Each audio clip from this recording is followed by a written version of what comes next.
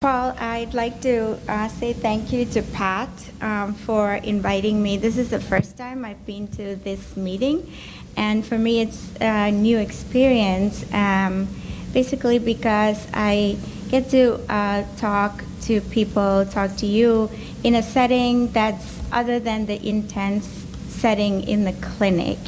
And Pat has been doing this for years, and she's been really stalwart in this. I have seen Pat at many of the neuroblastoma meetings, and I really admire her dedication in bringing information to parents of children with neuroblastoma. So I was asked to talk about transplant, although currently that is not really the focus of my work, but I will talk a little bit about this. And I know you've had several talks over the last couple of days about transplant, and forgive me if I'm repeating some of the things that people have said, but just to go over what transplant is, it's essentially a way to minimize toxicity after you have given very high dose chemotherapy that really destroys your bone marrow. And when it first started, it was actual bone marrow that was being transplanted, and over the decades that has evolved into stem cells. So as we know, the treatment of high-risk neuroblastoma, as many of you know, involves induction chemotherapy after initial possibly diagnostic surgery, and followed by stem cell collection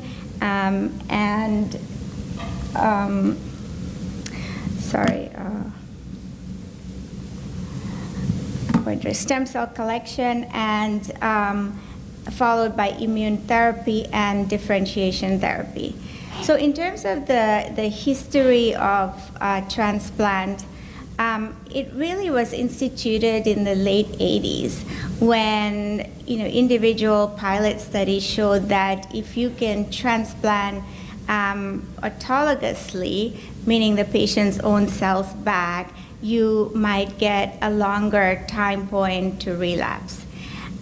And based on this, in the mid-1990s, there was a large national randomized CCG study where they decided to test and say, okay, if that's the case, what is better?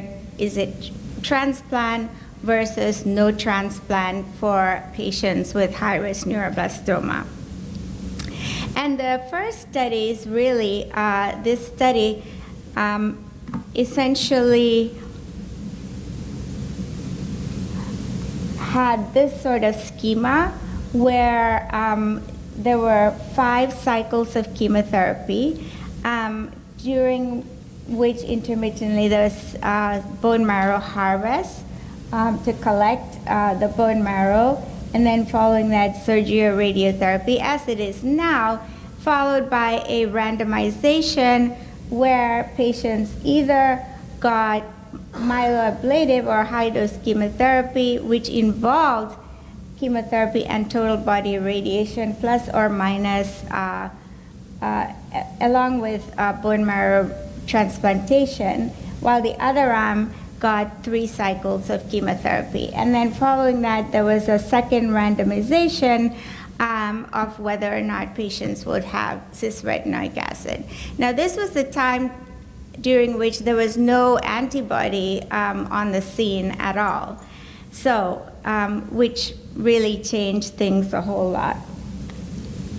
So, and essentially the results of that study showed that there was some improvement in overall survival with bone marrow transplantation in patients with high-risk neuroblastoma.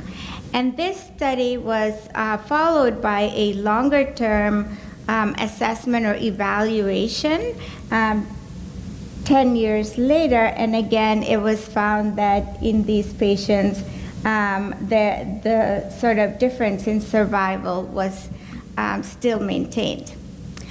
So people thought after that, well, if one is good, so maybe two might even be maybe even better. So this was really started by Lisa Diller at Dana-Farber, and it was based on the trials in breast cancer patients where they found that, tandem or two transplants really tended to give a better survival rate in breast cancer patients than single transplant. So again, a pilot study was conducted with Dana-Farber and Chubb, where you had your 5 cycles, and then you had the first transplant that consisted of chemotherapy, followed by the second transplant, melphalan with total body irradiation, and followed by cisretinoic acid. So there were several pros and cons to this this strategy. One of the pros was, again, double transplant allowed you to have exposure to non-cross-resistant agents. So, cancer cells are very wily, and giving them the same type of therapy over and over again is a way to induce resistance. So that's why there are combinations of therapies so that you can minimize the resistance that the cells are able to mount. So that was one pro.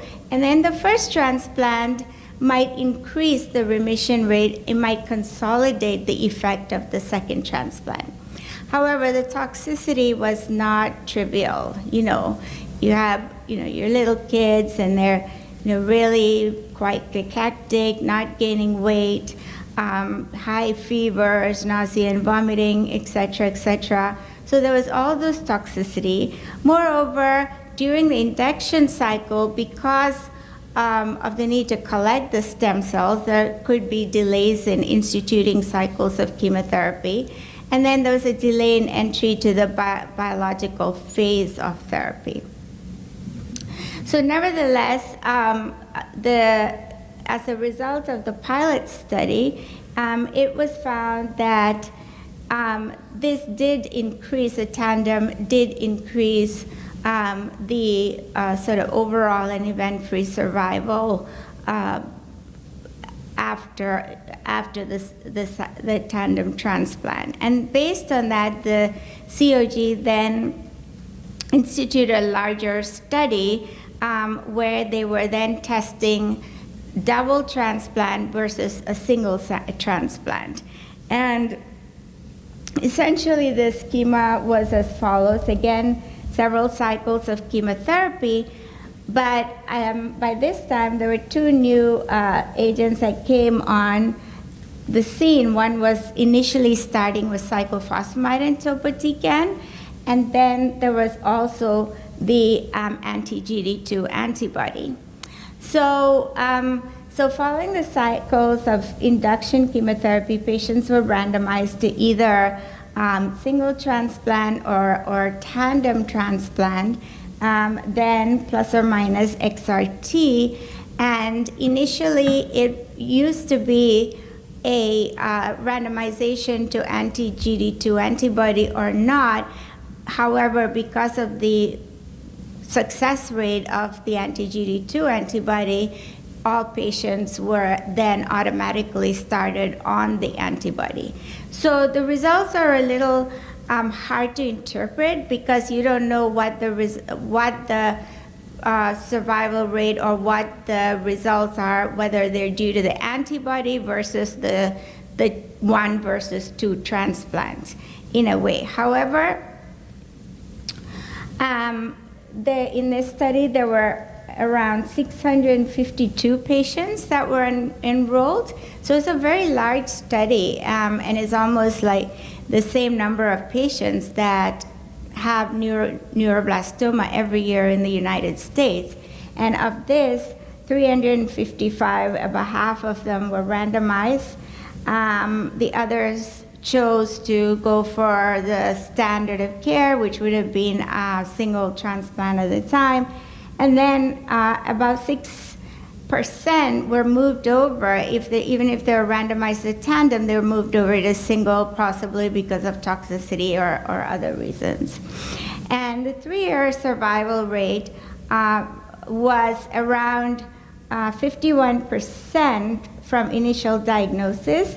And what was found is that the 3-year survival rate was around 61% for tandem versus 48%.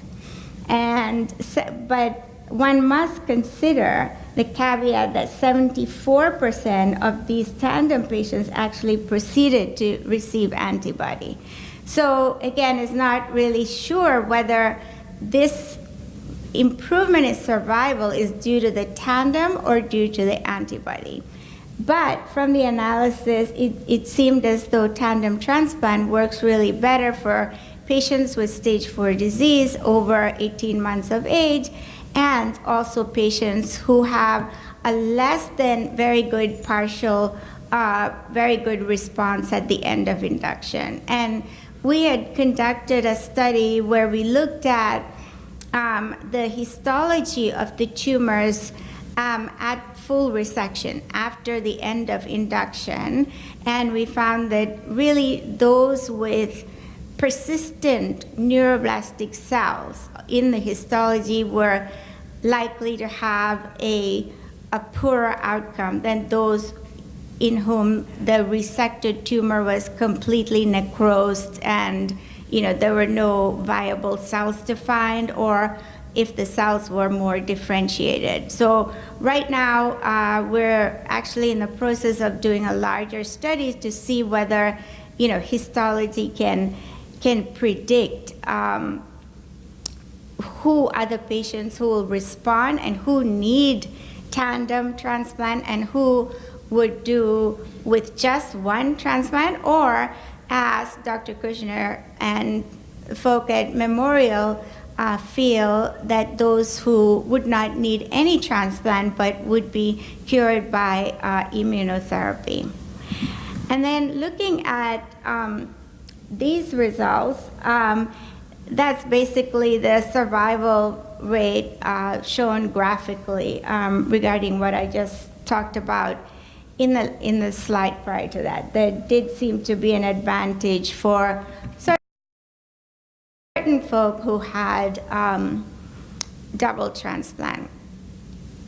But the problem still remains that a percentage of patients still relapse. And the question is, why do they still relapse?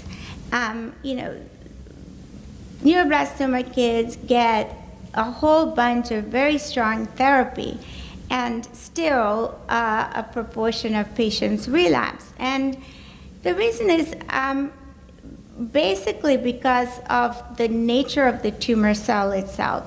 The current treatment really does not abolish 100% of cells.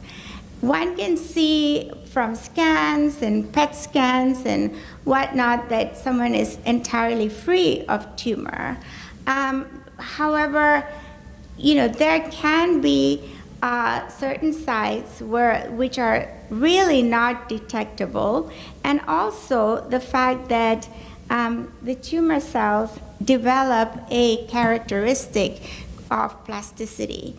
This really means that the tumor cells, some of the tumor cells, are able to sort of hide out and change themselves into a very dormant state while they're getting very high-dose chemotherapy. And then later on, when that insult is gone, they can slowly try to proliferate out and come back again. So really, and we don't know what causes or what is it that instigates these cells to come out. And if there was more understanding of the biology, it would help us to predict, for example, who are the patients who would have a better outcome with double transplant versus one, or without any transplant at all. Because right now we know that patients who have high-risk disease, meaning stage 4 disease over the age of 18 months with NMIC amplification, that is really not a good scenario. However, there are patients in the same group but who do not have NMIC amplification who might also have the same outcome. And within that group, there are patients who also have good outcomes. And still, we really do not know how one can predict what these tumors will do. And with new technology, we're able to understand more. So in the past, we used to think that, cancers, you have one abnormal cell that then sort of multiplies abnormally, and you have, a big population of the same type of cells. But now we know that that's not the case at all.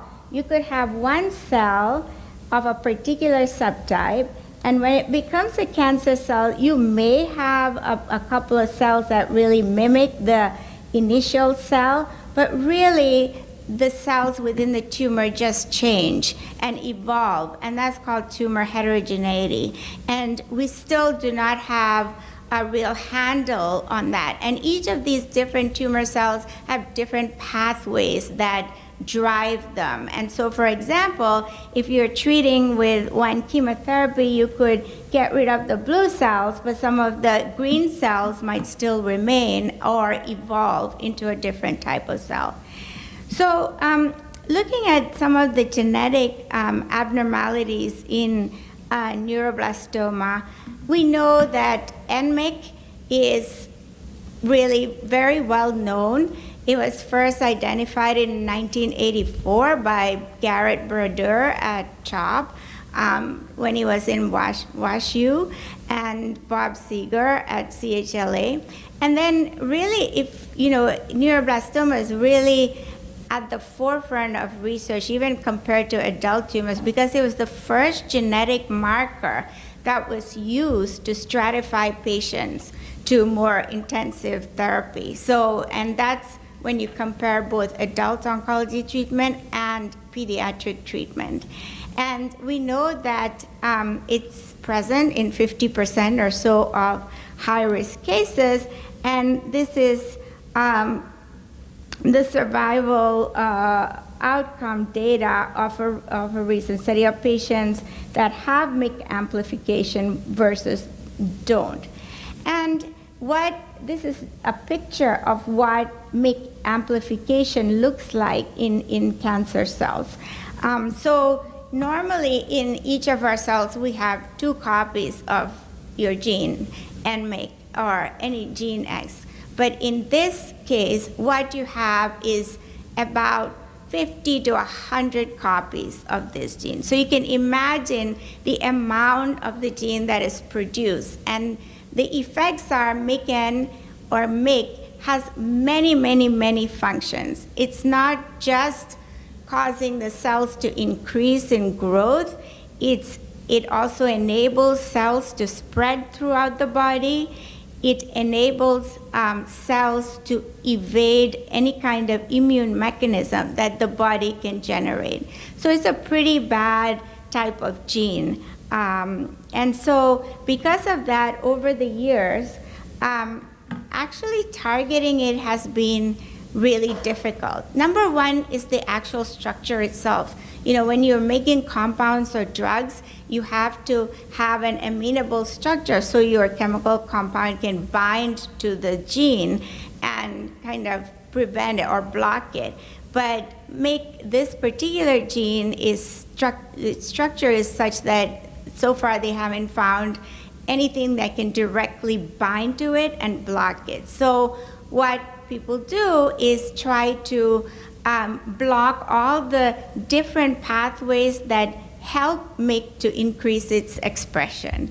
All the ancillary pathways that have to function with MYC. And again, the fact that it has so many different roles in the cell make it difficult to drug it, because it could potentially cause increased toxicity. And people have tried, and companies are still doing a lot of work. So for example, Novartis and other drug companies are trying to find direct inhibitors of MYC. The other thing is, other ways to inhibit MYC are, regulation of the protein, like using aurora kinase inhibitors, combining with other pathways that enable MYC to do its job, and then also regulating the expression of MYC itself. I'm sure you might have heard in the news about JQ1, which came out a few years ago. So these are different ways, but in pediatrics, really, or in neuroblastoma, possibly, the main one that has been in trials so far is the aurora kinase inhibitor that was tested a few years ago, and that had toxicity, as you heard Amy speak, and then now they're planning to do another one. And hopefully we're trying to bring some of these new compounds into phase 1 trials. So, my research group, primarily, we are trying again to inhibit the action of MYC through inhibiting all the other pathways that enable it to do what it's doing. And one thing that's really important, and I'll talk about it in a little bit, is the combination therapies that are really, really important. And the next therapeutic target, of course, is that of ALK. So, like most pediatric tumors, neuroblastoma also doesn't really have a lot of genetic aberrations. So MYC is there, and then there's really ALK, and then honestly, there isn't really anything at first diagnosis, despite all the sequencing studies that have been done. There are mutations in certain subsets of tumors, but at initial diagnosis, really it's ALK as well as MYC. In relapse cases, however, is a different story.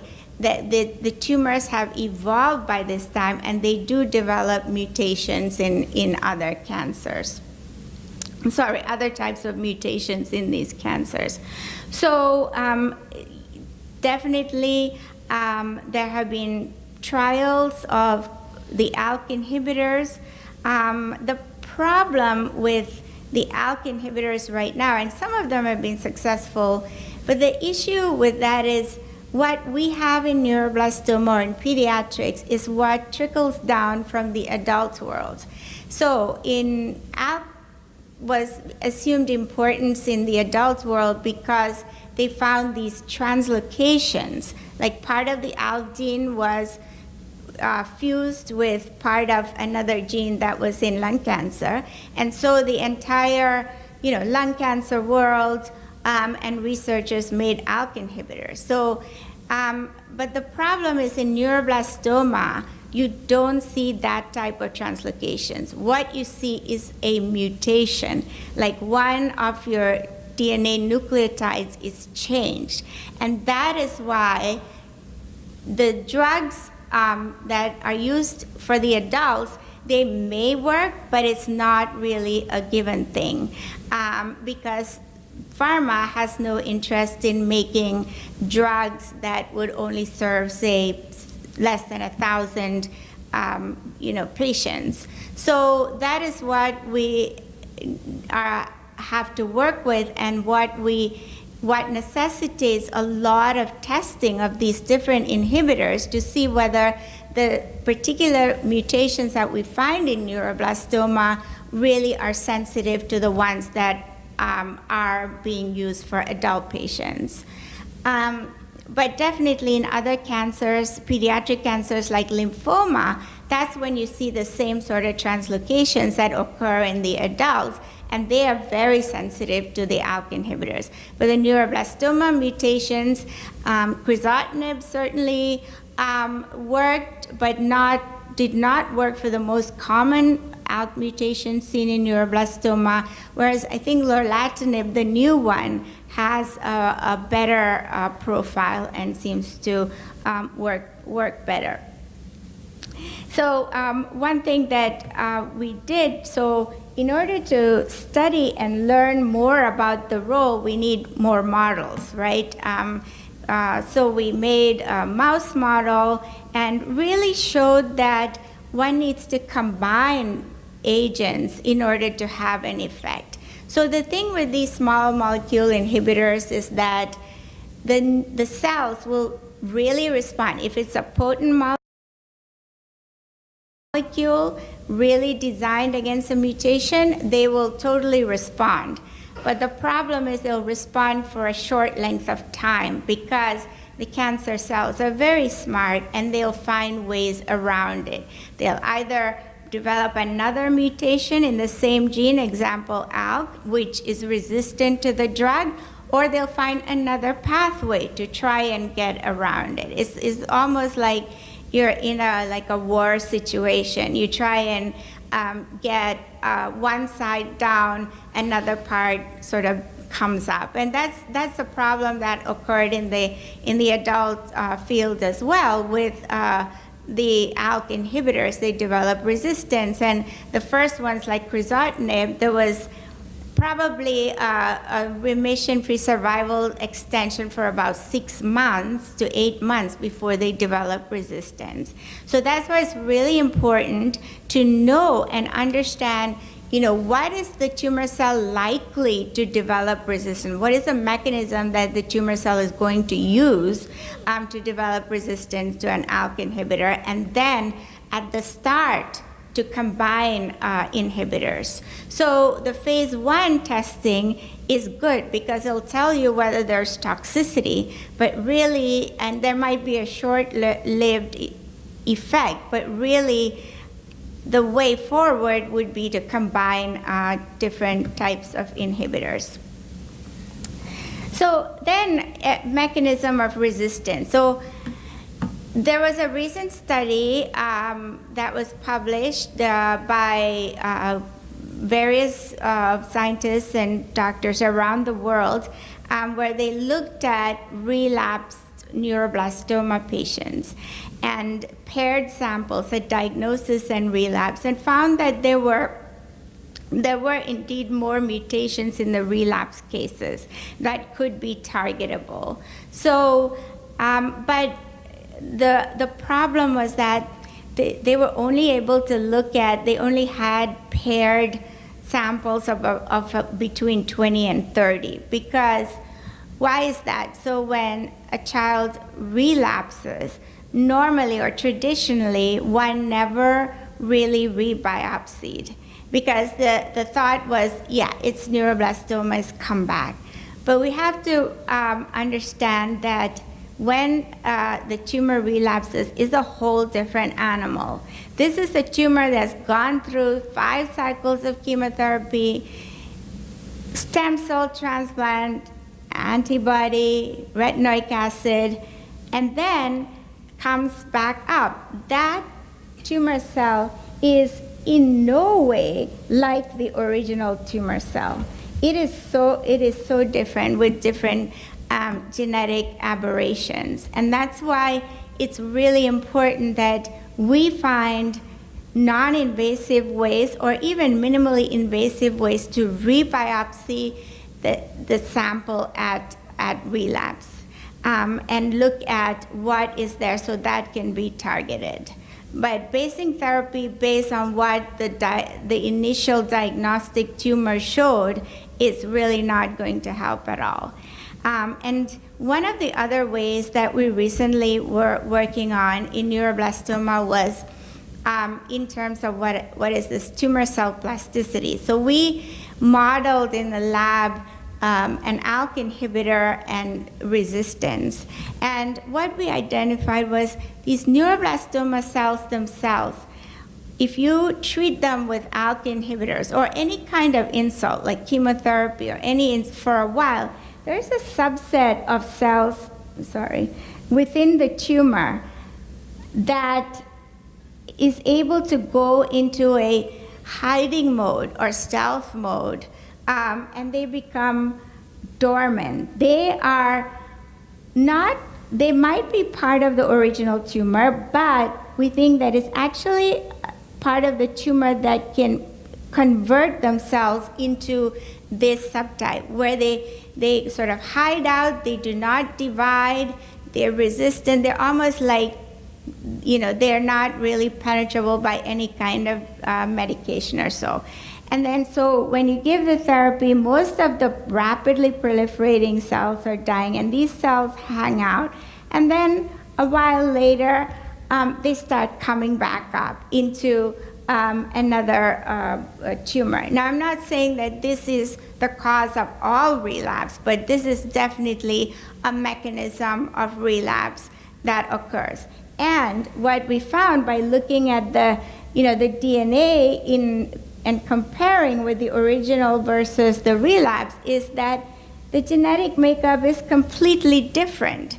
The original tumor cells had MECAN amplification, but in the final resistant, that MECAN amplification produced a lot of MECAN, but in the resistant states, NMEC was completely gone, and it was another a gene that came up and another gene that really controlled the cell type.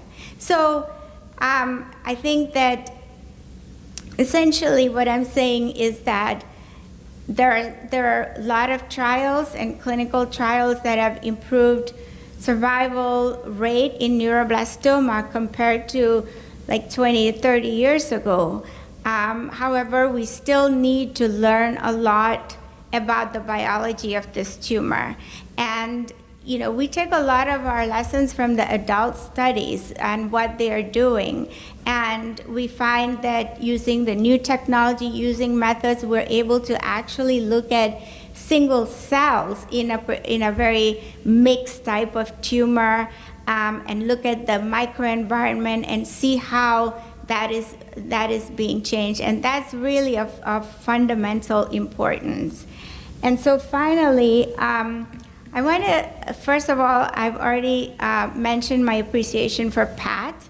I also want to thank all the patients and you, the families, for being generous with research samples. When you go to a treatment center, and I know the main thing is you just want your kid to be on treatment, and then some other person, usually, when a young person comes up and asks you to sign a consent form for research, and you're probably wondering, it's not what I want, but it's really, really important because that's the only way we can go towards a complete cure. And then I also want to thank all the childhood cancer foundations. The ones, these are not the only ones. These are the ones that have funded my lab and my research at Dana-Farber. But I think, again, it's really, really important compared to the amount of research funding that goes to adult cancers and pediatric cancers.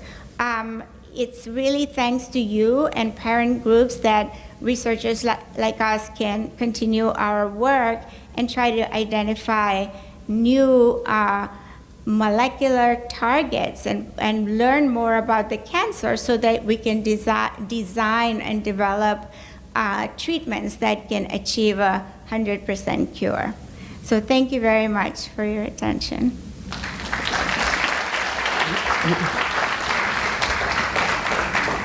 Does anyone have any questions for Dr. George? Yep. You can go up to the microphone.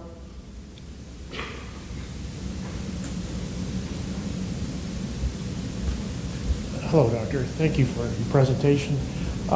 When the MVIC came to an end and now you have relapse, you had mentioned another gene takes over, takes its place. Which one was that? So it's a gene called, it's an acronym, it's called BORIS.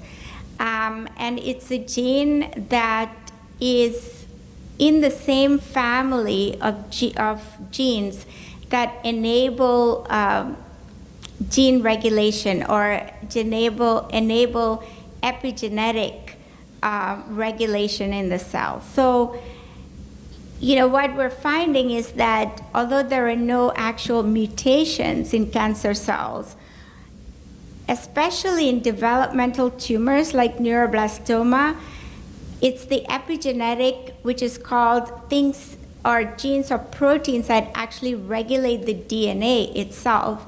And those changes that are becoming abnormal in these cells. So the candidate that we found is a protein that's really not normally expressed in our body. The only place it's expressed is in the testes.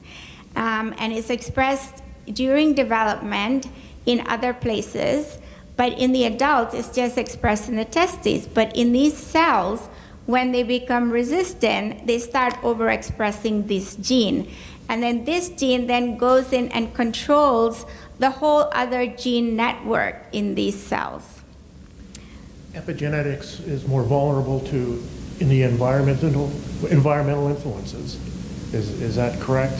So, yeah, well, that is the strictest genetic definition of epigenetics. You're completely right. But in a way, it's used loosely by cancer researchers to mean something other than the DNA sequence itself, as opposed to environmental. So it could be the effect of what regulates DNA. So it could be other proteins, because our DNA is wrapped around something called the histone, and it's changes in the histones and their regulation that's really termed epigenetics. Would that make it more wildly, as you had mentioned earlier, the genes? I'm sorry? More wildly or more difficult or more apt to head in different directions, this new gene? Well, what it does, it takes over. It takes over the entire network in the cell. And, it just changes it into a completely different phenotype. So this was like the first time it was identified. So what we need to do now, and as I said, I'm not saying this is the main mechanism. What we need to do is to validate it in a large number of tumors. We also have evidence that it is important in other pediatric cancers like Ewing sarcoma that have some similar origins. So that's what we need to do now. It's not, so our research is sort of, I would say, at the extreme end of the spectrum. And if this is where it goes into a patient, and this is where it comes out of the lab research, I would say what we have found is somewhere on this side of the spectrum. And now we need, it's similar to when the ALK mutations were first found, right? They were first published in 2008. And then you need to validate it in a number of studies, different people around the world. So that is how these things evolve. So, thank you very much. You're welcome.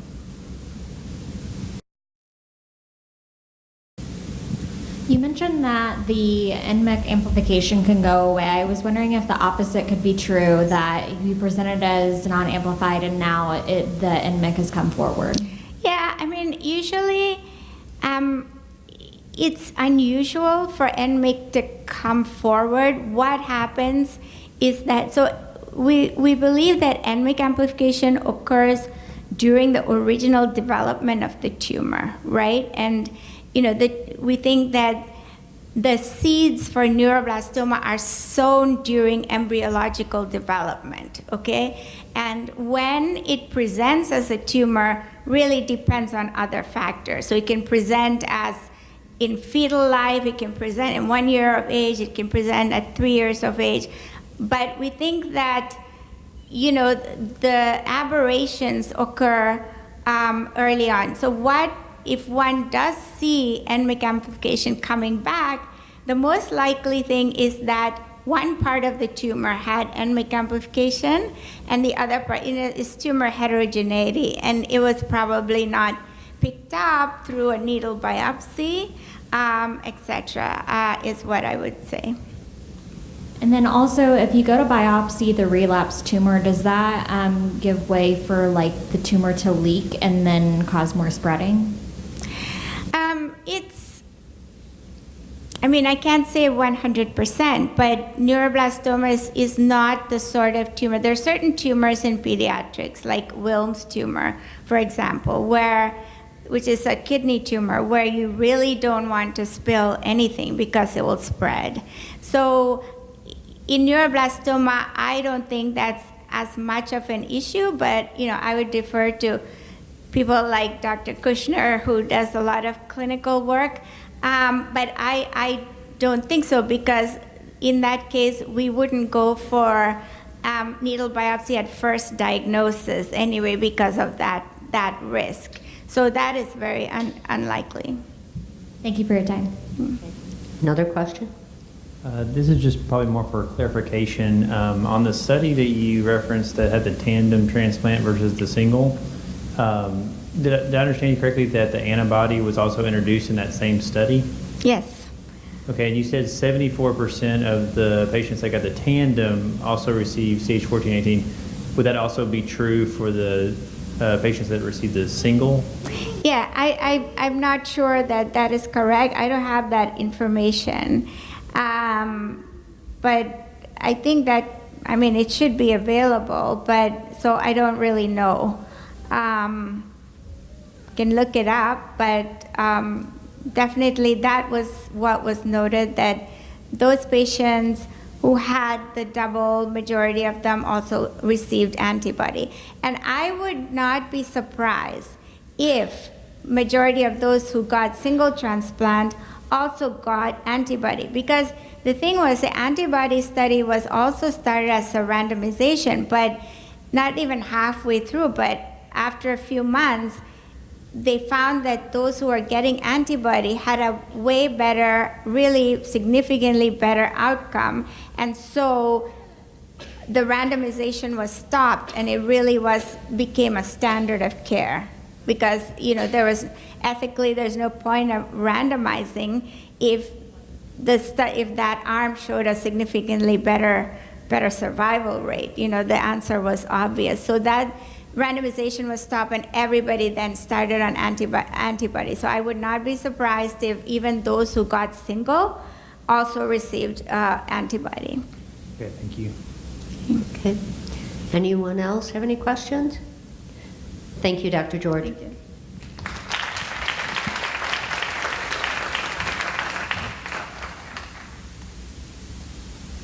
Just a quick announcement. You can come on up, Hillary. Just a quick announcement. If anybody's interested, we're having a relaxation class across the hallway at around 1:45. So if anybody's interested, it's right across. It's the very first one. It's Mahogany 1. So if you're interested, anytime after lunch. So we're going to check. Sorry, hold on one second.